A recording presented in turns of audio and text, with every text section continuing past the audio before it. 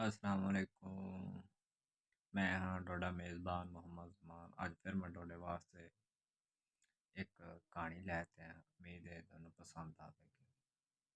ਇਸ ਕਹਾਣੀ ਦੇ ਵਿੱਚ ਸਬਕ ਇਹ ਹੈ ਕਿ ਅੱਲਾ ਦਾ ਸ਼ੁਕਰ ਹਰ ਹਾਲ ਦੇ ਵਿੱਚ ਅਦਾ ਕਰਨਾ ਚਾਹੀਦਾ। ਬੰਦਾ ਜਿਸ ਹਾਲ ਦੇ ਵਿੱਚ ਮਰਜ਼ੀ ਹੋਵੇ, ਅੱਲਾ ਪਾਕ ਦਾ ਸ਼ੁਕਰ ਅਦਾ ਕਰੋ। ਤੇ ਤੁਹਾਨੂੰ ਮੇਰੀ ਅਗਰ ਕਹਾਣੀ ਪਸੰਦ ਆਵੇ ਤੇ ਮੇਰੇ ਚੈਨਲ ਨੂੰ ਲਾਈਕ ਤੇ ਸਬਸਕ੍ਰਾਈਬ ਜ਼ਰੂਰ ਕਰਿਆ ਜੀ। ਇੱਕ ਬਾਦਸ਼ਾਹ ਹੁੰਦਾ ਤੇ ਬਾਦਸ਼ਾਹ ਦੀਆਂ 7 ਧੀਆਂ ਹੁੰਦੀਆਂ ਨੇ। ਬਾਦਸ਼ਾਹ ਆਪਣੀਆਂ ਸਾਰੀਆਂ ਧੀਆਂ ਨੂੰ ਇਕੱਠਾ ਕਰਦਾ ਤੇ ਕਹਿੰਦਾ ਕਿ ਮੈਨੂੰ ਤੁਸੀਂ ਇਹ ਦੱਸੋ ਕਿ ਤੁਸੀਂ ਕਿੰਦਾ ਦਿੱਤਾ ਖਾਂਦੀਆਂ ਜੇ ਤੇ ਕਿੰਦਾ ਦਿੱਤਾ ਪਾਉਂਦੀਆਂ ਜੇ, ਇਸਤੇਮਾਲ ਕਰਦੀਆਂ ਜੇ, ਮਤਲਬ ਕਿ ਕੱਪੜੇ ਛਪੜੇ। ਉਹਦੀਆਂ ਵੱਡੀਆਂ 6 ਧੀਆਂ ਕਹਿੰਦੀਆਂ ਨੇ ਕਿ ਅੱਬੂ ਜੀ ਤੁਹਾਡਾ ਦਿੱਤਾ ਹੀ ਅਸੀਂ ਖਾਣੀਆਂ ਤੇ ਤੁਹਾਡਾ ਦਿੱਤਾ ਹੀ ਕੱਪੜੇ ਛਪੜੇ ਪਾਉਣੀਆਂ। ਤੇ ਸਾਰਾ ਛੋਟੀ ਧੀ ਚੁੱਪ ਰਹਿੰਦੀ ਤੇ ਬਾਦਸ਼ਾਹ ਕਹਿੰਦਾ ਕਿ ਉਹਨੂੰ ਪੁੱਛਦਾ ਹਾਂ ਵੀ ਤੂੰ ਦੱਸ, ਤੂੰ ਕਿਉਂ ਨਹੀਂ ਬੋਲੀ, ਤੂੰ ਦੱਸ ਕਿੰਦਾ ਦਿੱਤਾ। ਉਹਨੇ ਆਖਿਆ ਜੀ ਮੈਂ ਅੱਲਾ ਪਾਕ ਦੀ ਜ਼ਾਤ ਦਾ ਦਿੱਤਾ ਹੀ ਖਾਣੀਆਂ ਤੇ ਅੱਲਾ ਪਾਕ ਦੀ ਜ਼ਾਤ ਦਾ ਦਿੱਤਾ ਹੀ ਪਾਣੀਆਂ ਡਾਣੀਆਂ। ਬਾਦਸ਼ਾਹ ਨੇ ਕਿਹਾ ਅੱਛਾ ਇਹ ਗੱਲ ਹੈ। ਉਹਨੇ ਕਹਾ ਬਾਦਸ਼ਾਹ ਨੂੰ ਬੜਾ ਗੁੱਸਾ ਆਇਆ ਵੀ ਇਹਨੇ ਇਹ ਗੱਲ ਨਹੀਂ ਕਰਨੀ ਸੀ, ਕਿਉਂ ਕੀਤੀ। ਬਾਦਸ਼ਾਹ ਨੇ ਨਾ ਉਹਨੂੰ ਜਿਹੜਾ ਉਹਦੇ ਜ਼ੇਵਰ ਜ਼ੂਵਰ ਪਾਇਆ ਸੀ ਲਾ ਲਿਆ ਸਾਰਾ, ਤੇ ਕੱਪੜੇ ਵੀ ਲਾ ਲਏ ਤੇ ਖਸਤਾ ਹਾਲ ਕੱਪੜੇ ਪਾਟੇ ਪੁਰਾਣੇ ਪਾ ਤੇ ਸਿਪਾਹੀਆਂ ਨੂੰ ਹੁਕਮ ਦਿੱਤਾ ਕਿ ਇਹਨੂੰ ਜੰਗਲ ਦੇ ਵਿੱਚ ਛੱਡਿਓ।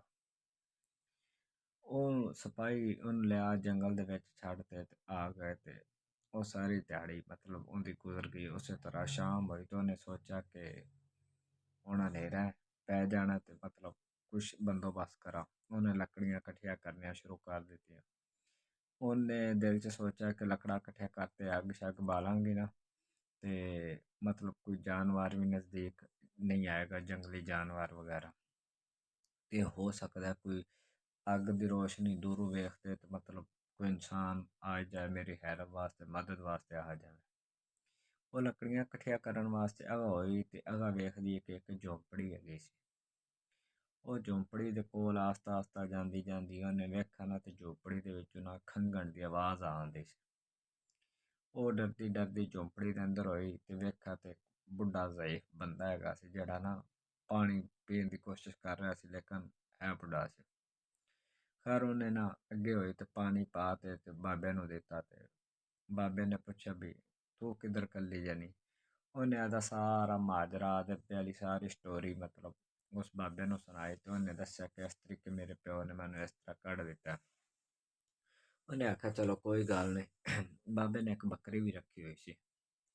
ਬਾਬੇ ਨੇ ਉਹਨੂੰ ਬੱਕਰੀ ਚੋਈ ਤੇ ਬਾਬੇ ਨੇ ਨਾ ਉਹਨੂੰ ਦੁੱਧ ਵੀ ਦਿੱਤਾ ਤੇ ਆਪ ਵੀ ਪੀ ਲਿਆ। ਤੇ ਬਾਬੇ ਨੇ ਉਹਨੂੰ ਦੱਸਿਆ ਕਿ ਝੋਪੜੀ ਦੇ ਵਿੱਚ ਤੂੰ ਰਹਿ ਲੈ। ਜਦੋਂ ਉਹਨੇ ਕਹਾਣੀ ਸੁਣਾਈ ਤੇ ਬਾਬੇ ਨੇ ਰਹਿਣ ਦੀ ਇਜਾਜ਼ਤ ਦਿੱਤੀ। ਬਾਬੇ ਨੇ ਕਿਹਾ ਜੀ ਇੱਥੇ ਖਾਣ ਪੀਣ ਦਾ ਸਾਰਾ ਸਮਾਨ ਹੈਗਾ, ਮੈਂ ਇੱਥੇ ਰਹਿੰਦਾ ਨਹੀਂ ਹਾਂ, ਮੈਂ ਚਲਾ ਜਾਂਦਾ ਸ਼ਹਿਰ, ਉੱਥੇ ਮੈਂ ਕਰਨਾ ਮਿਹਨਤ ਮਜ਼ਦੂਰੀ ਤੇ ਮਿਹਨਤ ਮਜ਼ਦੂਰੀ ਕਰਤੇ ਤੇ ਹਫ਼ਤੇ ਬਾਅਦ ਵਾਪਸ ਆਵਾਂਗਾ ਤੇ ਖਾਣ ਪੀਣ ਦਾ ਸਾਰਾ ਸਮਾਨ ਹੈ ਤੇ ਤੂੰ ਰਹਿ, ਅੱਲਾ ਪਾ ਖੈਰ ਕਰ। ਨੇ ਕਿਹਾ ਠੀਕ। ਬਾਬੇ ਨੇ ਇੱਕ ਬੱਕਰੀ ਰੱਖੀ ਸੀ ਤੇ ਉਹ ਅੱਗੋਂ ਸੁਬਹ ਹੋਈ ਤੇ ਬਾਬਾ ਚਲਾ ਗਿਆ ਮਜ਼ਦੂਰੀ ਕਰਨ ਸ਼ਹਿਰ। ਉਹਦੇ ਕੋਲ ਬੱਕਰੀ, ਉਹਨੇ ਬੱਕਰੀ ਚੋਈ ਆਦਾ ਉੱਥੇ ਮਕਾਨ ਝੌਂਪੜੀ ਦੀ ਸਫਾਈ ਸਫਾਈ ਸ਼ੁਰੂ ਕਰ ਲਈ ਤੇ ਸਾਰਾ ਕੰਮ ਕਰਨਾ ਸ਼ੁਰੂ ਕਰ ਲਿਆ। ਤੇ ਬਾਬੇ ਨੇ ਕੀ ਕੰਮ ਕੀਤਾ, ਮਾਈ ਨੇ ਕੀ ਕੰਮ ਕੀਤਾ, ਜਿਹੜੀ ਸ਼ਹਿਜ਼ਾਦੀ ਹੈਗੀ ਬੱਕਰੀ ਚੋਈ। ਜਦੋਂ ਬੱਕਰੀ ਚੋਈ ਤੇ ਉਹਨੇ ਅੱਧਾ ਦੁੱਧ ਪੀ ਲਿਆ ਤੇ ਅੱਧਾ ਨਾ ਉਹਨੇ ਪਿਆਲੇ ਦੇ ਵਿੱਚ ਪਾ ਕੇ ਝੋਪੜੀ ਦੇ ਬਾਹਰ ਰੱਖ ਦਿੱਤਾ ਕਿ ਕੋਈ ਸ਼ਾਇਦ ਪੀ ਲਵੇ ਤੇ ਜਾਨਵਰ ਵਗੈਰਾ ਪੀ ਲੈ ਸੀ। ਉਹ ਪਿਆਲਾ ਜਿਹੜਾ ਹੈਗਾ ਸੀ ਉਹਨੇ ਬਾਹਰ ਹੱਥ ਰੱਖਿਆ ਤੇ ਰਾਤ ਨੂੰ ਤੇ ਸੁਬਾਹ ਵੇਖਿਆ ਤੇ ਪਿਆਲਾ ਵਿਹਲਾ ਪਿਆ ਸੀ, ਖਾਲੀ ਪਿਆ ਸੀ। ਤੇ ਪਿਆਲੇ ਦੇ ਕੋਲ ਨਾ ਇੱਕ ਮੈਂ ਹੀਰਾ ਪਿਆ ਸੀ, ਹੀਰਾ। ਉਹਦੇ ਦਿਲ ਦੇ ਵਿੱਚ ਖਿਆਲ ਆਇਆ ਕਿ ਉਹਨੇ ਪਹਿਲੇ ਕਹਾਣੀ ਉਹ ਸੁਣੀ ਹੋਈ ਸੀ ਨਾ ਕਿ ਜਿਹੜਾ ਖੂਬ ਮਸਲ ਨਸਲੀ ਸੱਪ ਹੁੰਦੇ ਨੇ ਉਹ ਜਦੋਂ ਖੁਸ਼ ਹੋਣ ਤੇ ਹੀਰਾ ਦਿੰਦਾ। ਉਹਨੇ ਆਖਿਆ ਹੋ ਸਕਦਾ ਕਿ ਸੱਪ ਆਇਆ ਹੋਵੇ ਦੁੱਧ ਪੀਣ ਤੋਂ ਨਾ ਮਤਲਬ ਦੁੱਧ ਪੀਤਾ ਤਾਂ ਖੁਸ਼ ਹੋ ਗਿਆ ਹੋਵੇ ਤੇ ਉਹਨੇ ਹੀਰਾ ਦਿੱਤਾ। ਉਹਨੇ ਨਾ ਹੀਰਾ ਚੁੱਕ ਲਿਆ, ਚੁੱਕ ਕੇ ਕੋਲ ਰੱਖ ਲਿਆ, ਬੜਾ ਕੀਮਤੀ ਹੀਰਾ ਸੀ।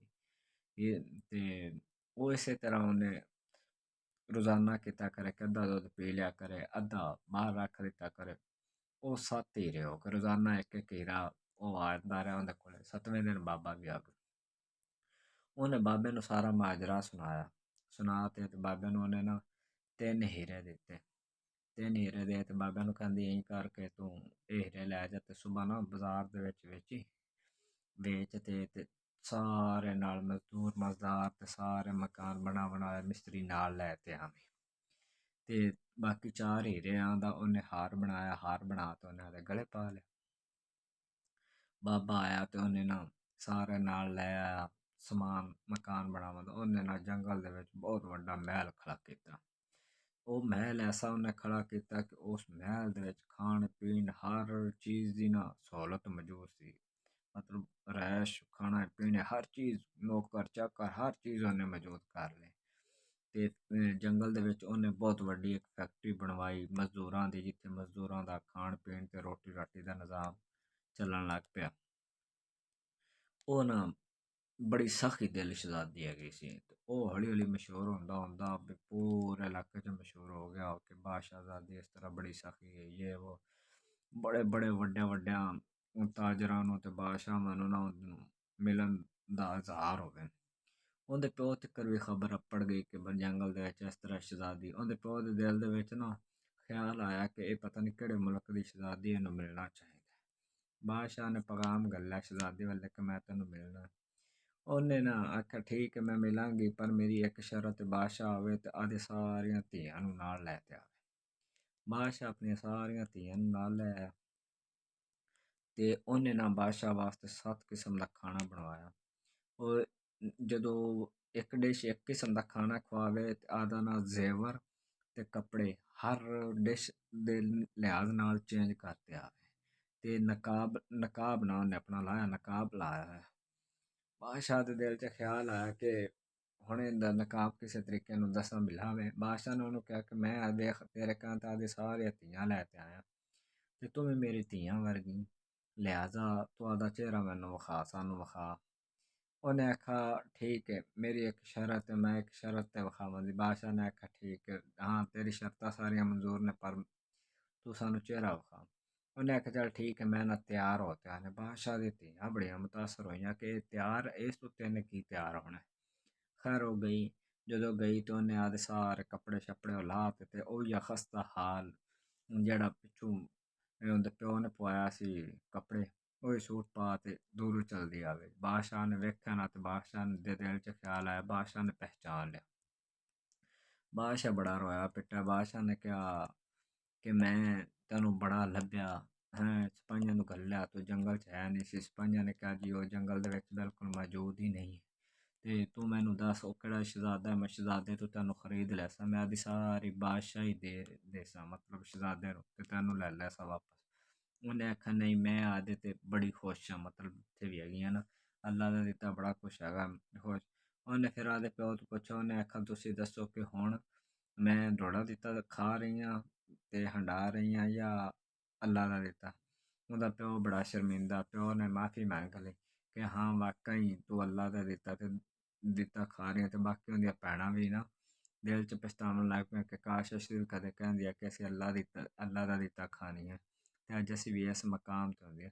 ਦੋਸਤੋ ਮੇਰੇ ਇਸ ਕਹਾਣੀ ਦਾ ਤੁਹਾਨੂੰ ਸੁਣਾਉਣ ਦਾ ਮਕਸਦ ਇਹ ਕਿ ਜਿਸ ਹਾਲ ਦੇ ਵਿੱਚ ਵੀ ਹੋਵੋ ਨਾ ਤੇ ਅੱਲਾ ਦਾ ਸ਼ੁਕਰ ਅਦਾ ਕਰੋ। ਕਿਸੇ ਨੂੰ ਵੀ ਕੋਈ ਨਹੀਂ ਦਿੰਦਾ, ਮੈਂ ਕਿਸੇ ਨੂੰ ਨਹੀਂ ਦਿੰਦਾ, ਮੈਨੂੰ ਕੋਈ ਨਹੀਂ ਦਿੰਦਾ। ਮੇਰੇ ਨਸੀਬ 'ਚ ਜੋ ਆਉਂਦਾ ਕਿਸੇ ਦੇ ਜ਼ਰੀਏ ਆਉਂਦਾ ਉਹ ਅੱਲਾ ਪਾਕ ਦੀ ਜ਼ਾਤ ਮੇਰੇ ਤੱਕ ਆਪਣਾਉਂਦੀ, ਮੇਰੇ ਨਸੀਬ 'ਚ ਲਿਖਿਆ ਹੁੰਦਾ। ਕਿਸੇ ਦੇ ਘਰ ਮਹਿਮਾਨ ਕੋਈ ਜਾਂਦਾ ਤੇ ਕੋਈ ਕਿਸੇ ਤੋਂ ਨਹੀਂ ਖਾਂਦਾ, ਉਹਦੇ ਨਸੀਬ 'ਚ ਉੱਥੇ ਲਿਖਿਆ ਹੁੰਦਾ। ਵੇਖੋ ਨਾ ਇੱਕ ਬੰਦਾ ਅਚਾਨਕ ਉਹਨੂੰ ਕਿਧਰੇ ਕੰਮ ਪੈ ਜਾਂਦਾ, ਕਰਾਚੀ ਲਾਹੌਰ ਜਾਂ ਕਿਧਰੇ ਚਲਾ ਜਾਂਦਾ, ਉਹਦੇ ਨਸੀਬ 'ਚ ਉੱਥੋਂ ਦਾ ਖਾਣਾ ਪੀਣਾ ਹੁੰਦਾ ਤੇ ਜਿਹੜਾ ਉਹ ਉੱਥੇ ਪਹੁੰਚ ਜਾਂਦਾ।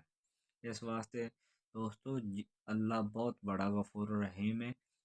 ਅੱਲਾ ਪਾਕ ਦੀ ਜ਼ਾਤ ਐਸੀ ਸ਼ਹਿਨशाह ਹੈ, ਕਦੇ ਕਿਸੇ ਨੂੰ ਭੁੱਖਾ ਨਹੀਂ ਮਰਨ ਦਿੰਦੀ ਤੇ ਅੱਲਾ ਪਾਕ ਨੇ ਰਿਜ਼ਕ ਦਾ ਠੇਕਾ ਲਿਆ। ਮੇਰੀ ਕਹਾਣੀ ਅਗਰ ਤੁਹਾਨੂੰ ਪਸੰਦ ਆਵੇ ਤੇ ਮੇਰੇ ਚੈਨਲ ਨੂੰ ਤੁਸੀਂ ਲਾਇਕ ਸ਼ੇਅਰ ਤੇ ਸਬਸਕ੍ਰਾਈਬ ਜ਼ਰੂਰ ਕਰਨਾ ਤੇ ਮੈਨੂੰ ਕਮੈਂਟ 'ਚ ਦੱਸਣਾ ਕਿ ਤੁਹਾਨੂੰ ਕਹਾਣੀ ਕਿਸ ਤਰ੍ਹਾਂ ਦੀ ਲੱਗੀ। ਓਕੇ ਅੱਲਾ ਹਾਫਿਜ਼।